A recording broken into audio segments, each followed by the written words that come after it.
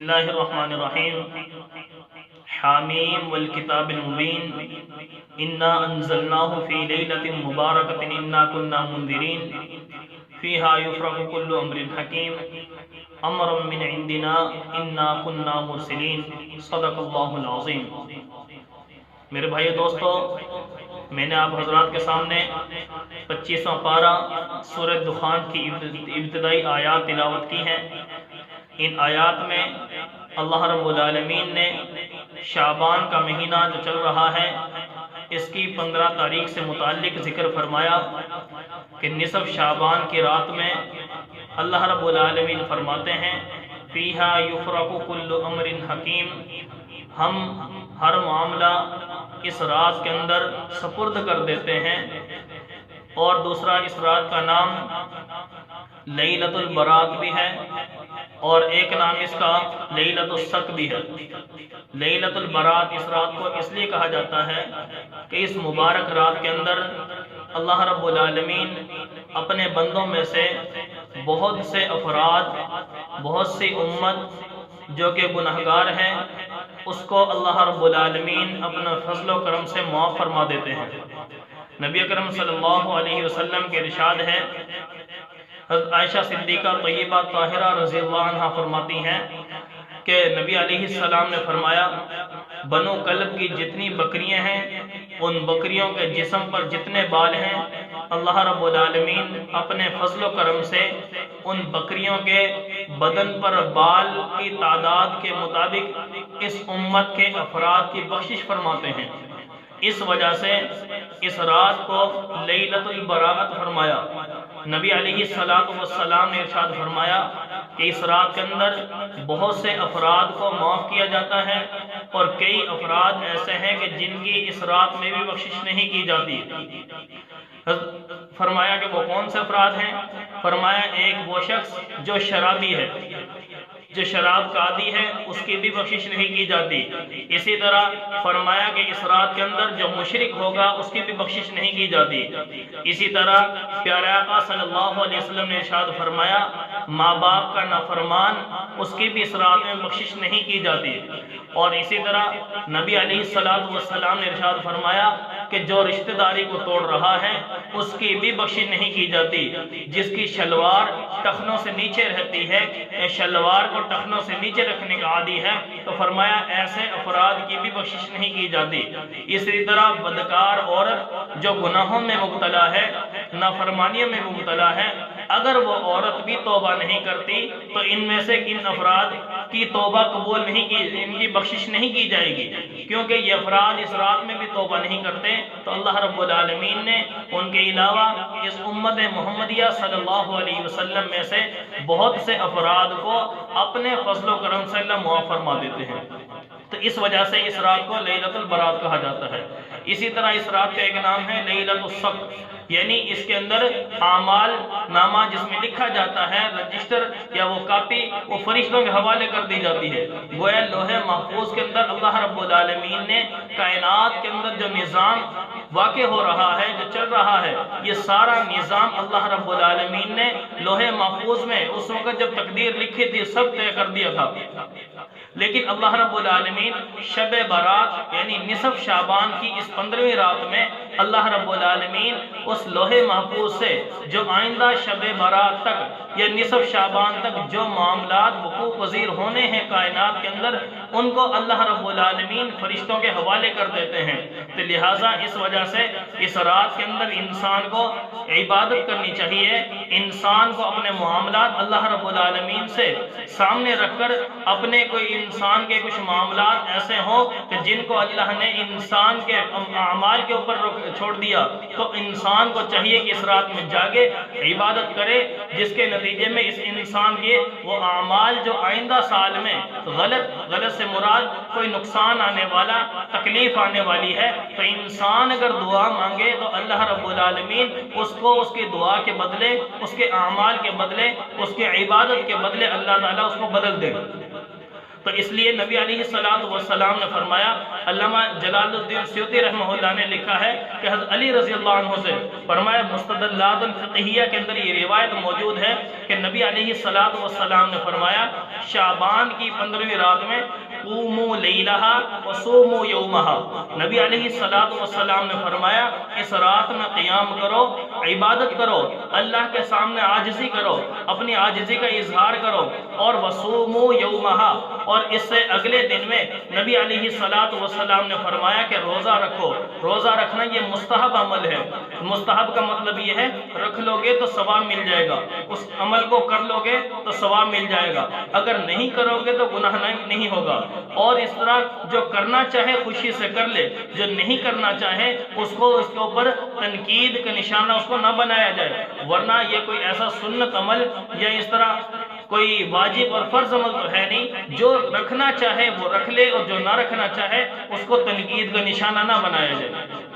تو اسے ثابت ہوا کہ یہ رات اللہ رب العالمین کی طرف سے لیلۃ البراۃ ہے، برات کی رات ہے، یعنی اس کے اندر بہت سے لوگوں کو معاف کیا جاتا ہے۔ اس لیے نبی علیہ السلام نے فرمایا اس رات کے اندر اللہ رب العالمین آسمان دنیا پر مغرب کے وقت جیسے ہی رات شروع ہوتی ہے تو آ جاتے ہیں، اور اللہ کی طرف سے یہ پیغام مغرب سے لے کر صبح صادق تک ہوتا رہتا ہے کہ کوئی ہے جو مجھ سے اپنی فریاد طلب کرے، کوئی ہے مجھ سے جو اپنی حاجت کا سوال کرے، کوئی ہے جو مجھ سے اپنی رزق کا سوال کرے، کوئی ہے جو مجھ سے اپنی تنگ دستی اور فقر کا سوال کرے کہ میں اس کی روزی میں برکت عطا کر دوں۔ تو نبی علیہ السلام جو ہمیں یہ تعلیم دی ہے تو گویا اس رات کے اندر جاگنا، اس رات کے اندر عبادت کرنا، یہ نبی علیہ السلام سے ثابت ہے۔ اس رات کے اندر یہ عمل ہمیں کرنا بھی چاہیے، اور اس کے بعد آنے والے دن میں روزہ رکھنا ایک مستحب عمل ہے، تو جو ساتھی روزہ رکھنا چاہے وہ روزہ بھی رکھیں اس رات کے اندر۔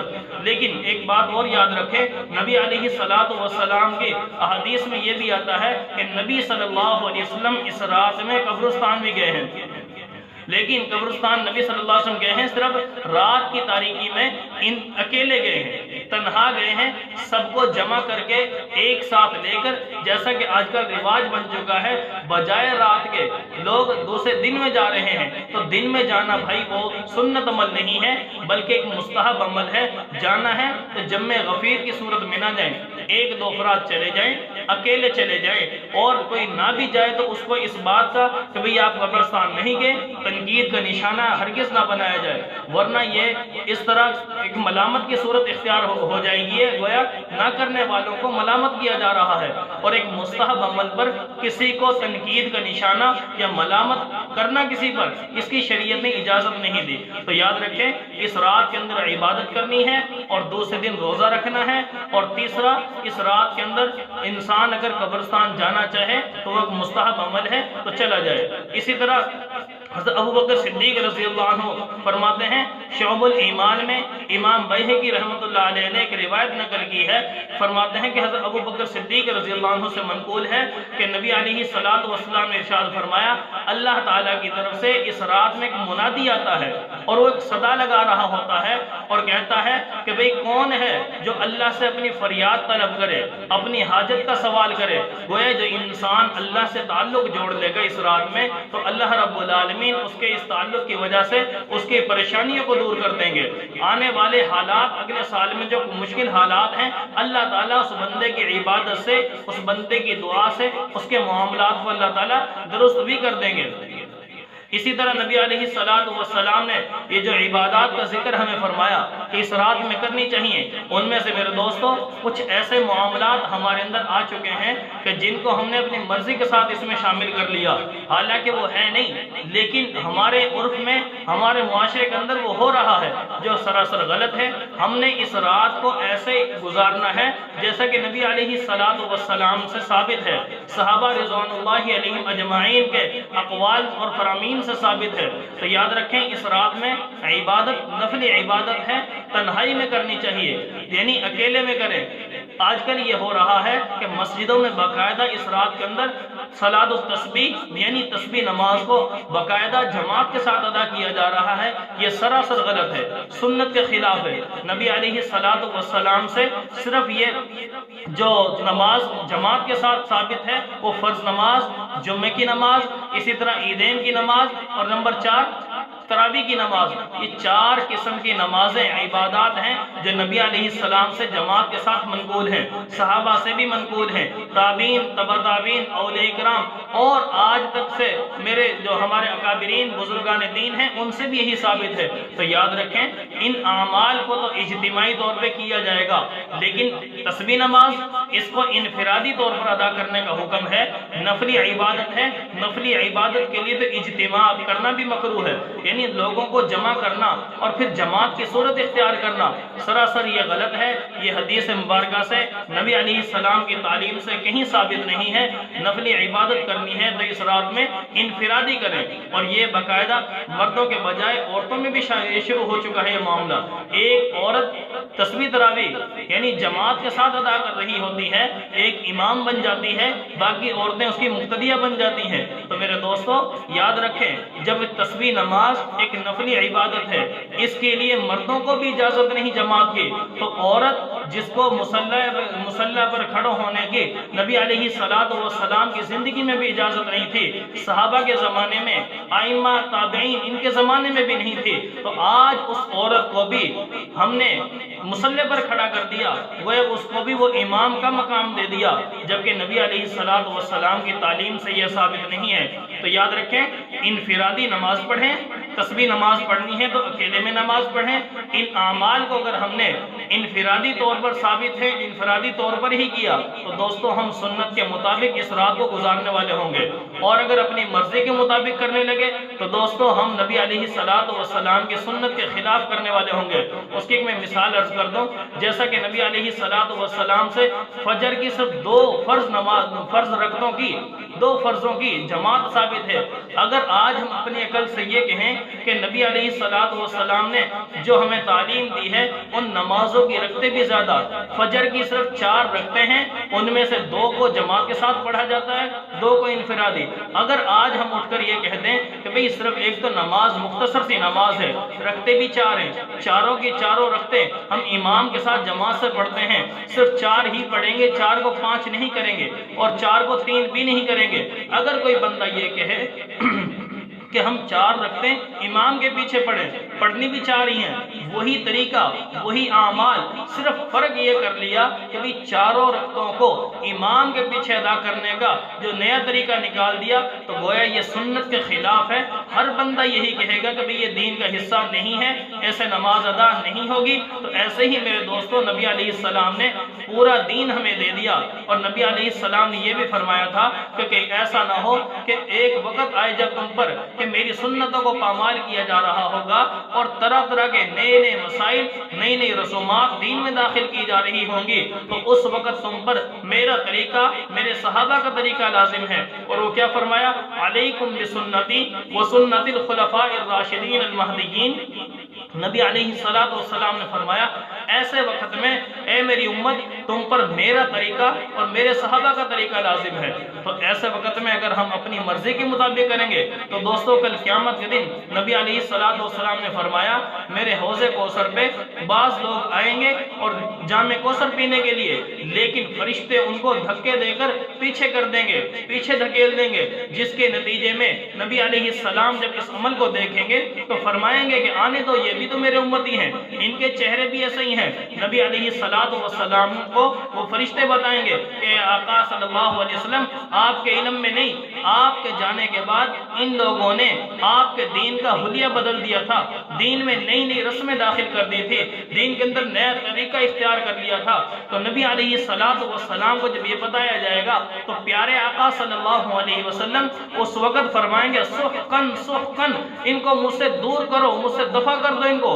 दूर कर दो। तो मेरे दोस्तों आज अगर हम दीन के असली सूरत को बदल देंगे, असली दीन के तरीके को बदल देंगे, मर्जी के मुताबिक दीन को इख्तियार कर लेंगे, तो कहीं ऐसा ना हो कल क़यामत के दिन नबी अलैहिस्सलातु वस्सलाम हमें पीछे कर दें اگر وہاں پر بھی پیچھے کر دیا گیا تو دوستو وہاں پر کوئی اور جگہ نہیں ملے گی، کوئی اور سفارشی نہیں ملے گا۔ آج نبی علیہ السلام کے دین پر اصلی صورت میں عمل کرنے سے کل قیامت کے دن ہمیں نبی علیہ السلام کی سفارش بھی ملے گی، نبی علیہ السلام کا ساتھ بھی ملے گا۔ اور اسی طرح میں عرض یہ کر دوں کہ آج میرے دوستو ہمارے معاشرے کے اندر، ہمارے عرف کے اندر اس رات کے اندر کئی طرح کی رسمیں داخل کر دی گئی ہیں۔ اس رات میں مٹھائیاں تقسیم کی جا رہی ہیں، میٹھی چیزیں بنائی جا رہی ہیں، حلوہ اور طرح کی ڈشیں بنائی جا رہی ہیں۔ میرے دوستو اس رات کا ثبوت نبی علیہ السلام کی زندگی میں بھی ہے، صحابہ کی زندگی میں بھی ہے، ائمہ کرام تابعین بزرگوں کی زندگی میں بھی ہے، لیکن یہ جو آج ہمارے عرف میں آ چکا ہے،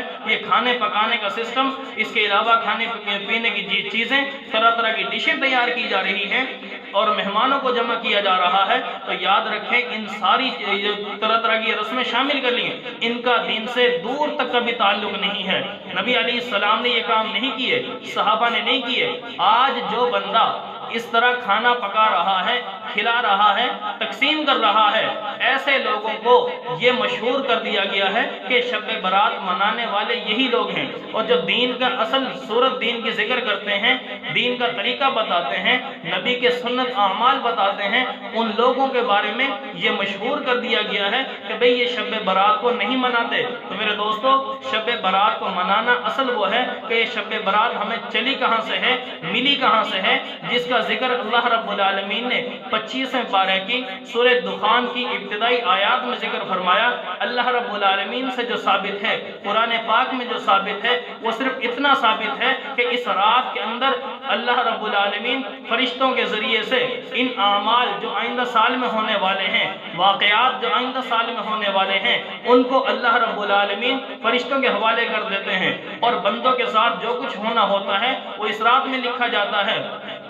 تو نبی علیہ السلام کی تعلیم سے ہمیں یہ بات سمجھ میں آئی کہ اس رات کے اندر انسان کا یہ تک اتنا لکھ دیا جاتا ہے کہ کس نے زندہ رہنا ہے، کس نے مرنا ہے، کس نے کتنا رزق کھانا ہے، سب لکھ دیا جاتا ہے۔ حتیٰ کہ پیارے آقا صلی اللہ علیہ وسلم سے یہ ثابت ہے، علامہ بغوی رحمۃ اللہ علیہ نے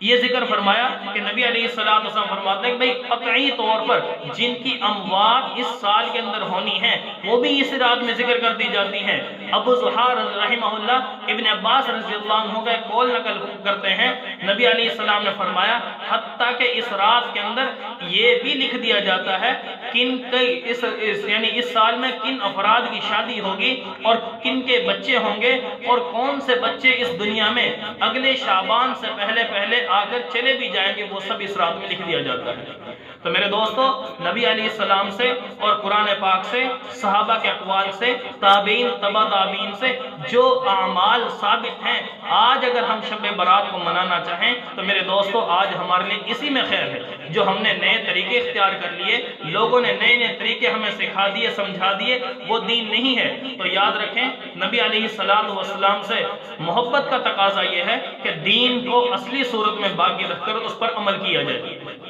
اور اسی طرح نبی علیہ السلام کے دین کو جیسا کہ صحابہ نے ہم تک پہنچایا، آج ہم بھی اپنی نسلوں کو اسی حالت میں پہنچائے۔ اگر رسم و رواج والا دین، اسی مشن کو لے کر ہم نے اپنی اولاد کو دیا تو دوستو یہ اولاد ہماری اور آنے والی نسلوں کے اندر یہ چیز چلتی جائے گی۔ کل قیامت کے دن جب نبی علیہ السلام کا سامنا ہوگا تو اس وقت دین کی اصلی صورت وہ ہمارے اندر باقی نہیں تو ہماری نسلوں میں کیا باقی رہے گی؟ تو اصل دین وہی ہے جو نبی صلی اللہ علیہ وسلم سے ثابت ہے، اصل دین وہی ہے جو صحابہ سے ثابت ہے، جو صحابہ کا طریقہ وہی ہمارا طریقہ ہونا چاہیے۔ گویا نبی علیہ السلام سے دین کو سیکھا صحابہ نے اپنے شاگردوں کو، انہوں نے اپنے شاگردوں کو، ایک سلسلہ چلا آ رہا ہے جس چیز کا ذکر نہ قرآن میں، نہ حدیث میں، نہ صحابہ کے فرمان میں، تو میرے دوستو وہ دین نہیں ہے۔ اس کو اپنی زندگیوں سے ہم نے ختم کرنا ہوگا اور اصلی دین کو اپنی زندگیوں میں لانا ہوگا۔ اللہ رب العالمین سے دعا ہے کہ اللہ تعالی ہمیں ان کہیں سنی باتوں پر عمل کی توفیق نصیب فرمائے۔ کسی نے کہا نا، اب جس کے دل میں آئے وہ پائے اس سے روشنی، ہم نے تو دیا جلا کے سر عام رکھ دیا۔ وآخر دعوانا الحمدللہ رب العالمین۔